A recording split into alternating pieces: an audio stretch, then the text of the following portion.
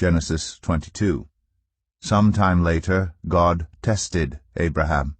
He said to him, "Abraham." "Here I am," he replied.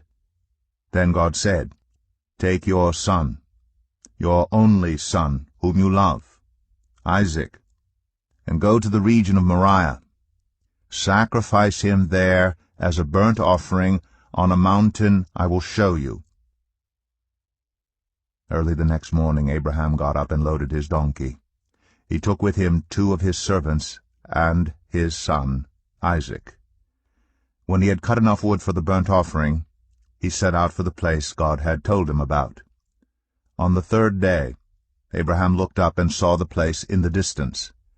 He said to his servants, "Stay here with the donkey, while I and the boy go over there.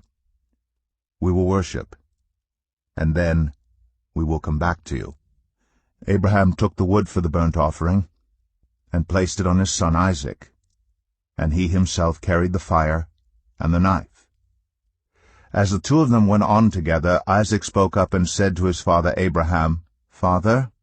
"Yes, my son," Abraham replied. "The fire and wood are here," Isaac said. "But where is the lamb for the burnt offering?" Abraham answered, "God himself will provide the lamb for the burnt offering, my son." And the 2 of them went on together. When they reached the place God had told him about, Abraham built an altar there and arranged the wood on it. He bound his son Isaac and laid him on the altar on top of the wood. Then he reached out his hand and took the knife to slay his son. But the angel of the Lord called out to him from heaven, "Abraham, Abraham." "Here I am," he replied. "Do not lay a hand on the boy," he said. "Do not do anything to him. Now I know that you fear God, because you have not withheld from me your son, your only son." Abraham looked up, and there in a thicket he saw a ram caught by its horns. He went over and took the ram and sacrificed it as a burnt offering instead of his son. So Abraham called that place, "The Lord will provide." And to this day it is said, "On the mountain of the Lord it will be provided." The angel of the Lord called to Abraham from heaven a 2nd time and said, "I swear by myself, declares the Lord, that because you have done this and have not withheld your son, your only son, I will surely bless you and make your descendants as numerous as the stars in the sky and as the sand on the seashore.